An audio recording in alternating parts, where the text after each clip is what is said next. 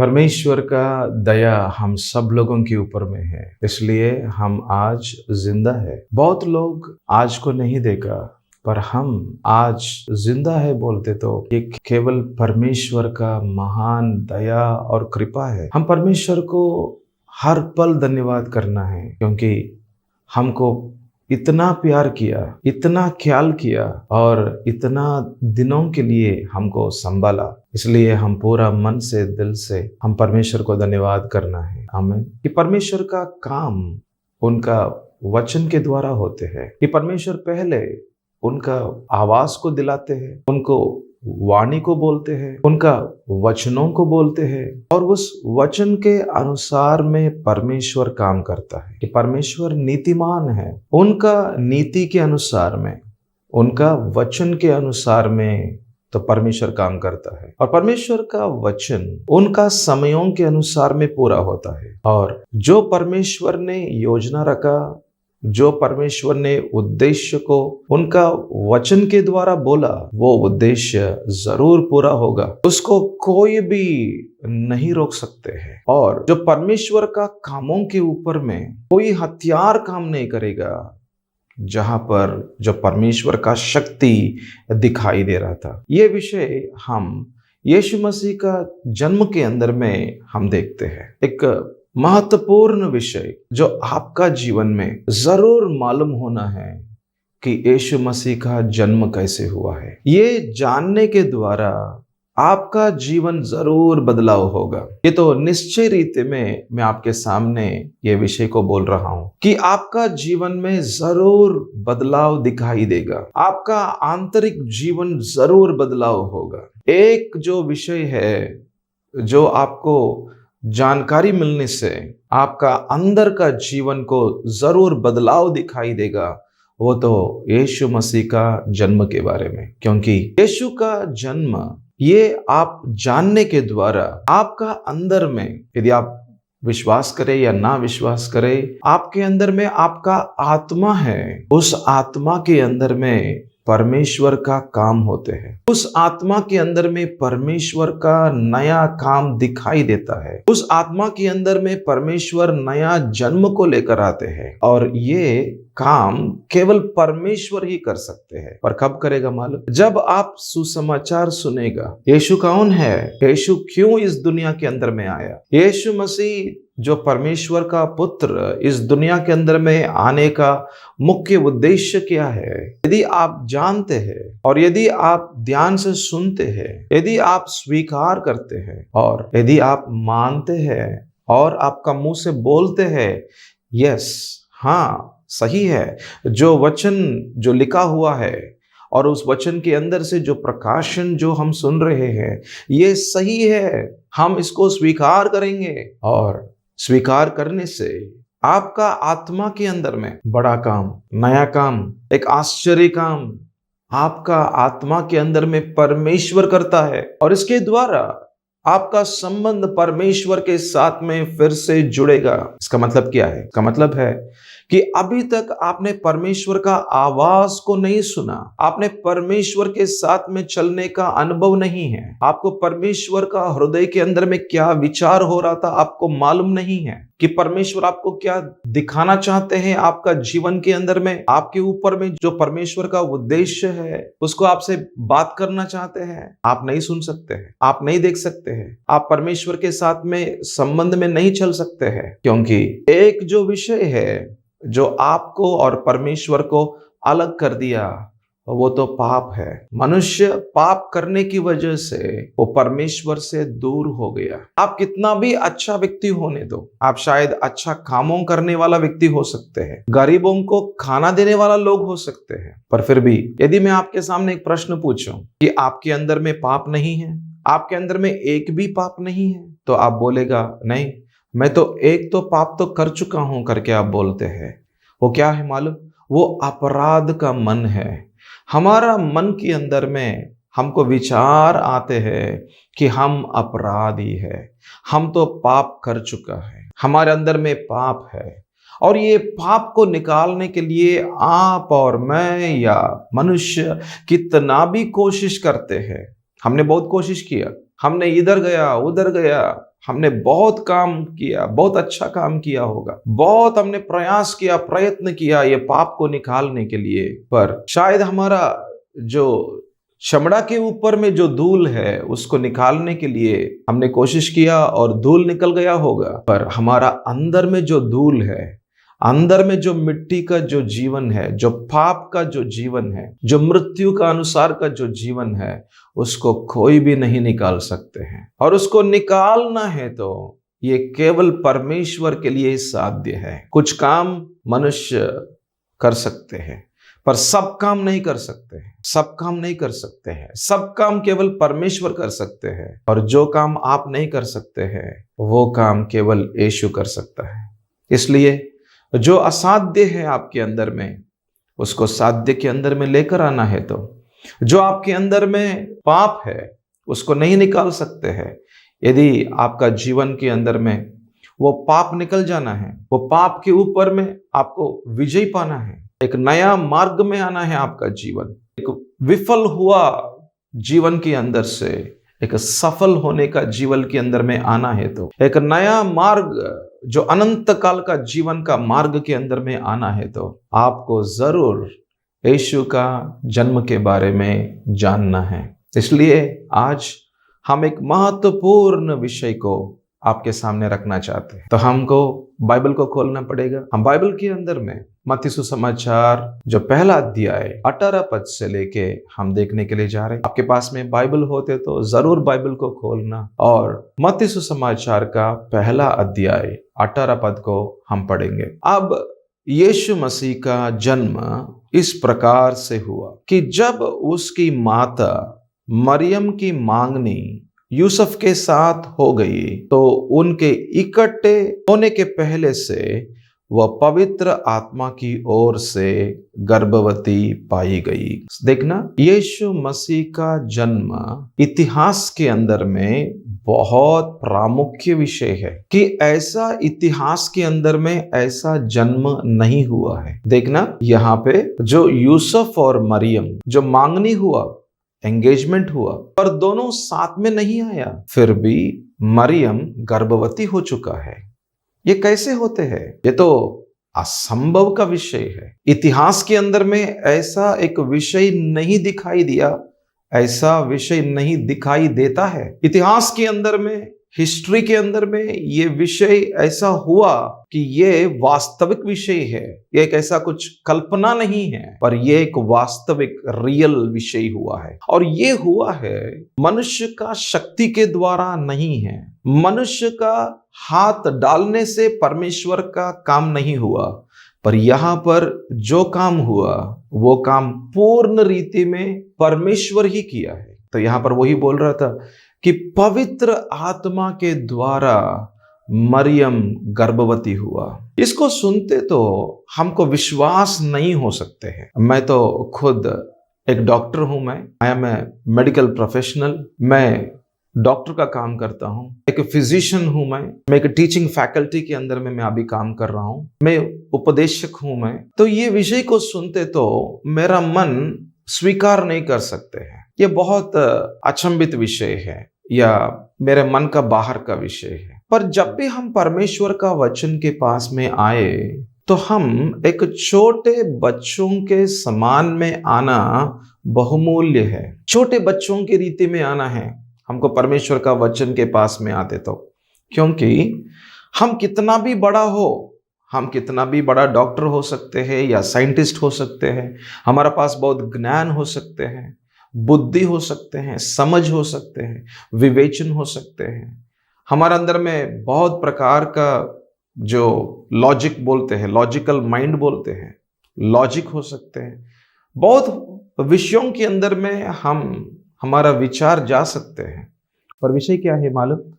पर जब हम ऐसा परमेश्वर का सामने आते हैं, परमेश्वर महान है, उनका ज्ञान के सामने हम कौन है? हमारा ज्ञान इतना छोटा है या शून्य है कि परमेश्वर का सामने, कि परमेश्वर का काम असाधारण की रीति में होते हैं, हमारा साधारण का विचारों के अनुसार में नहीं होते हैं, कि परमेश्वर का काम असाधारण की रीति में होते हैं। तो यहाँ पर वही बता रहा था कि पवित्र आत्मा के द्वारा मरियम गर्भवती हुआ। इसका मतलब परमेश्वर उनका वचनों को उनका आत्मा के द्वारा उसको काम में लेकर आएगा। आमीन। हजारों सालों के पहले हम पुराना नियम में देखते हैं, बाइबल को दो भाग कर दिया। तो बाइबल के अंदर में हम दो भाग को देखते हैं, एक तो पुराना नियम है और दूसरा तो नया नियम है। जो पुराना नियम के अंदर में जो शब्द बोला गया, जो भविष्यवाणी बोला गया यीशु के बारे में, वो भविष्यवाणी यहाँ पर पूरा हो रहा है। जो वाणी परमेश्वर का मुंह से निकला, वो वाणी को परमेश्वर की आत्मा यहाँ पर पूरा कर रहा है। यहाँ पर एक बड़ी प्रकाशन को आपके सामने रखना चाहते हैं। जो परमेश्वर बात करते हैं उसका काम उनका आत्मा, जो परमेश्वर बात करते हैं उस वचन के अनुसार का काम पवित्र आत्मा उसको पूरा करता है। देखना कि जो बातें परमेश्वर बोलता है उसको पवित्र आत्मा पूरा करता है। और वही विषय हम यहाँ पे देख रहा था कि जो प्रभु ने बोला उसको यहाँ पर पूरा किया है। आमीन। तो हम इस वचन के अंदर में मूल्य प्रकाशन को हम देख रहा है कि जहाँ पर पवित्र आत्मा काम करते हैं वो असाधारण का काम करते हैं, और जहाँ पर पवित्र आत्मा का काम होते हैं वो तो परमेश्वर का वचन के अनुसार में होते हैं। और यहाँ पर हमने ये भी सीखा कि जो परमेश्वर बोलता है उसको अनुसार में पवित्र आत्मा काम करता है। और हम मनन कर रहे हैं यीशु मसीह का जन्म के बारे में। देखना ये जन्म कितना महत्वपूर्ण विषय है कि आपका जीवन का अंत, आपका जीवन का अनंत काल का जीवन इसके ऊपर में आधार है। यदि आपको ये नहीं मालूम होते हैं, यदि आपको इसको जानते नहीं है, तो आपको अनंत काल का जीवन से दूर हो जाते हैं। इतना प्रामुख्य विषय है यीशु के बारे में जानने का विषय। इसलिए हम मिलकर हम देख रहा है कि मत्ती सुसमाचार का पहला अध्याय 18 पद को हमने अभी तक देखा, 19वां पद को भी हम मिलकर देखेंगे। उसके पति यूसुफ ने, जो धर्मी था और उसे बदनाम करना नहीं चाहता था, उसे चुपके से त्याग देने की मनसा की। देखना यहाँ पर एक ऐसा परेशान आ रहा है। यूसुफ सोच रहा है कि उनका होने वाला पत्नी को छोड़ेंगे क्या, क्योंकि वो गर्भवती हुआ। ये कैसे हो गया? शादी नहीं हुआ, केवल मांगनी हुआ, उनके साथ में नहीं गया, फिर भी कैसे गर्भवती हो जाते हैं। सो देखना इस वचन के अंदर में एक शब्द इस्तेमाल किया गया, यूसुफ के बारे में एक गवाही बात कर रहे। ये गवाही मनुष्य का नहीं है, ये गवाही तो सब परमेश्वर का है। और परमेश्वर बोल रहा है यूसुफ एक धर्मी व्यक्ति है। मतलब क्या है? वचन के अनुसार में चलने वाला व्यक्ति है, जो परमेश्वर का अधीन में रहने वाला व्यक्ति है। यदि कुछ परमेश्वर बोलेगा ना, उसके अनुसार में करने वाला व्यक्ति है। ऐसा व्यक्ति को बोल रहा है धर्मी करके बोल रहा है। और ऐसा व्यक्तियों को ही परमेश्वर इस्तेमाल कर सकते हैं। देखना यीशु मसीह का जन्म इस दुनिया के अंदर में होने के लिए कुछ लोगों को प्रभु इस्तेमाल कर रहा है, और उसके अंदर में यूसुफ एक ऐसा व्यक्ति है जिनको परमेश्वर इस्तेमाल कर रहा है, कि परमेश्वर का वचन पूरा होने के लिए यूसुफ को इस्तेमाल कर रहा है। पर यूसुफ के बारे में जो गवाही प्रभु बोल रहे वो क्या है? धर्मी है। वो तो उस परमेश्वर का वचन के अनुसार में चलने वाला व्यक्ति है। यदि आपका जीवन के अंदर में भी वचन के अनुसार में चलने वाला व्यक्ति होते, तो आप भी परमेश्वर का अधीन में रहा हुआ व्यक्ति होते, तो परमेश्वर का वचन को परमेश्वर आपके द्वारा पूरा कर सकता है। ये तो निश्चय में होगा। जो भी परमेश्वर ने आपको वायदा किया, जो भी परमेश्वर ने आपके ऊपर में बुलाहट रखा, उस बुलाहट को परमेश्वर आगे में लेकर जा सकते हैं, यदि आपका अंदर का जीवन एक धर्मी की रीति में रहते तो। यदि आपका अंदर का जीवन जो परमेश्वर का अधीन में रहते, तो आपका मन में बहुत प्रकार का विचार आ सकते हैं। मैं ये करूंगा, वो करूंगा, इधर जाऊंगा, उधर जाऊंगा, बहुत प्रकार का विचार आ सकते हैं। पर ये सारा विचारों को यदि आप इस परमेश्वर का अधीनता में लेकर आएंगे, यदि ये सारा विचारों को यदि आप परमेश्वर का वचन का अधीन में लेकर आएगा, तो परमेश्वर आपके अंदर में बात कर सकते हैं, आपके अंदर में काम कर सकते हैं, आपके द्वारा परमेश्वर का वचन को पूरा कर सकते हैं। यही विषय हम इस वचन के अंदर में देखते हैं। यूसुफ ने उनका मन में विचार कर रहे हैं, मरियम को छोड़ेंगे क्योंकि मरियम गर्भवती हो गया, समाज क्या बोलेगा, उनका परिवार क्या बोलेगा। ये तो सही विषय नहीं है, शायद मरियम ने कुछ गलत काम किया होगा, मैं इनके साथ में नहीं जाना है। एक ऐसा विचार, उनका संसारिक का विचार, उनका मन के अनुसार का विचार, ये जो विचार चल रहा था, पर उनका अंदर का जीवन कैसे है, उनका आत्मिक जीवन कैसे है। उनका आत्मिक जीवन एक धर्मी जीवन है, और ऐसा जीवन होने से क्या हुआ हम इस वचन में देखते हैं। उसके चुपके त्याग देने की मनसा की। देखना कि उनके अंदर में एक ऐसा विचार हो रहा था, त्याग करेंगे।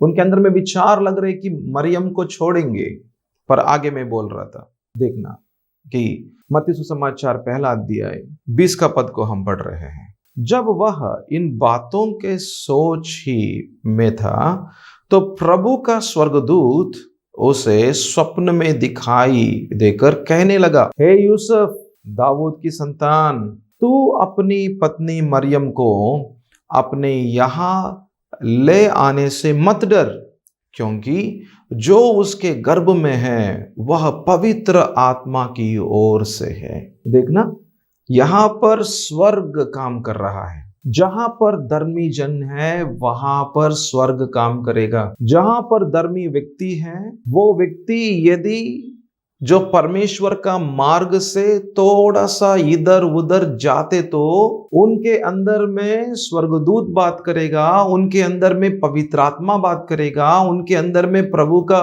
वचन बात करेगा, उनके पास में कोई ऐसा प्रभु का दास को प्रभु भेजेगा, उनको सही मार्ग में उनको लेकर जाएगा, उनको सीधा सीधा जो परमेश्वर का मार्गों के अनुसार में लेकर जाएगा।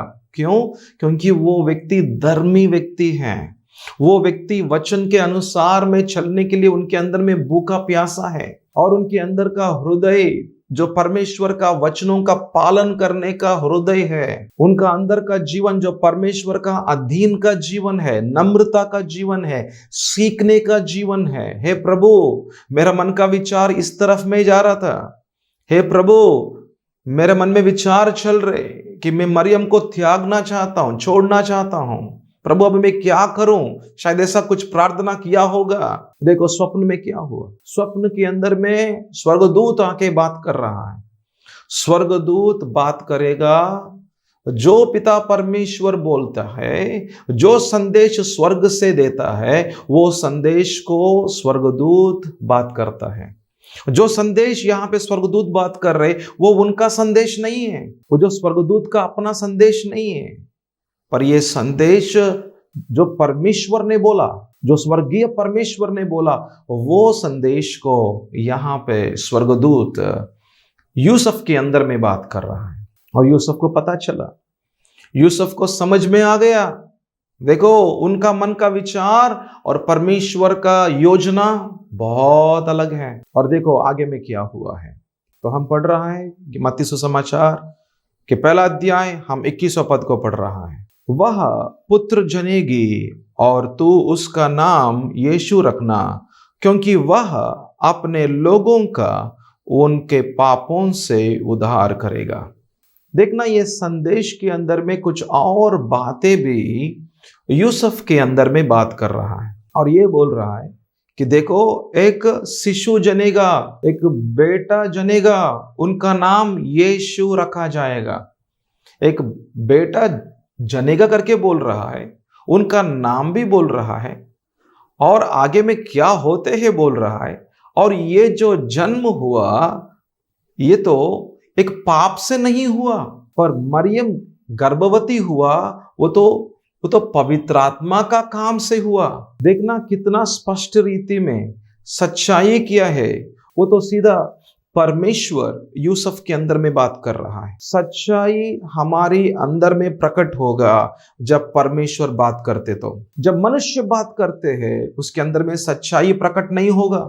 यूसुफ भी विचार कर रहा था, वो तो परिस्थितियों के अनुसार में जो हुआ है उसके अनुसार में विचार कर रहा था, उसके अंदर में सच्चाई नहीं है। इसलिए इस दुनिया के अंदर में जो लोग उनका मन के अनुसार में बात करते हैं, जो देखते हैं, जो सुनते हैं, उसके अनुसार में बात करते हैं, उसके अंदर में सच्चाई नहीं होते हैं। जो बातें जो आत्मा बात करते हैं, जो बातें स्वर्ग बात करते हैं, उसके अंदर में ही सच्चाई होते हैं, उसके अंदर में ही 100% सच्चाई होते हैं। और सच्चाई क्या करेगा? मार्ग दिखाएगा। और वो मार्ग में क्या मिलेगा? शांति मिलेगा। उस मार्ग के अंदर में समाधान मिलेगा। उस मार्ग के अंदर में परमेश्वर का योजना पूरा होगा। इसलिए हमारा मन का अनुसार में नहीं चलना है, या हमारा सारा विचारों को हमको क्या करना है? हमको परमेश्वर का अधीनता में लेकर आना है। इसलिए जो आप देखते हैं, जो आप सुनते हैं, उसके अनुसार में न्याय मत करो, वो न्याय सही नहीं होगा। जो विषय जो परमेश्वर बात करते हैं उसके अंदर में ही सच्चाई है। और ये सच्चाई को स्वर्गदूत ने यूसुफ के अंदर में बात किया। आगे में क्या हुआ देखेंगे, 22 पद को पढ़ेंगे।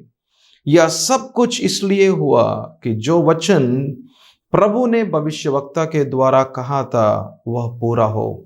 देखना, ये सब कुछ क्यों हो रहा था? वचन को पूरा करने के लिए हो रहा था। इस संदेश का पहले मैं आपके सामने रखा हूं कि परमेश्वर बोलता है और उसके अनुसार में वो करता है। जो परमेश्वर बोलता है, उनका वचन को जो बोला है उसको परमेश्वर पूरा करता है। और इस दुनिया के अंदर में सबके ऊपर में परमेश्वर का ध्यान रहते हैं, सबके ऊपर में परमेश्वर का जो प्रभुता रहते हैं, वो सबके ऊपर में, सब उनका सृष्टि के ऊपर में उनका कंट्रोल रहते हैं।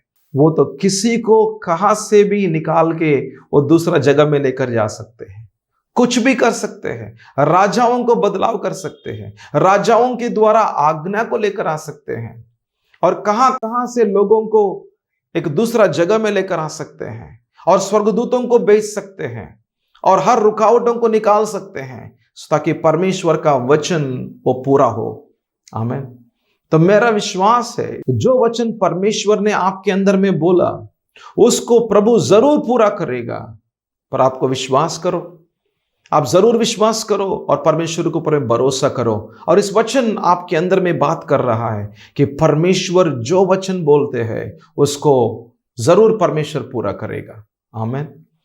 और आगे मैं देख रहा था कि हम मत्ती सुसमाचार का पहला अध्याय हम 23 पद को हम पढ़ रहा है कि देखो, एक कुंवारी गर्भवती होगी और एक पुत्र जनेगी और उसका नाम इम्मानुएल रखा जाएगा, जिसका अर्थ यह है परमेश्वर हमारे साथ। देखना कि परमेश्वर मनुष्यों के बीच में आ चुका है। एक बड़ी सच्चाई है कि परमेश्वर जो यीशु मसीह, जो परमेश्वर का पुत्र, वो इस दुनिया के अंदर में एक मनुष्य के समान में, एक मनुष्य की रीति में इस दुनिया के अंदर में आया और मनुष्यों के बीच में निवास करने के लिए आया। क्यों?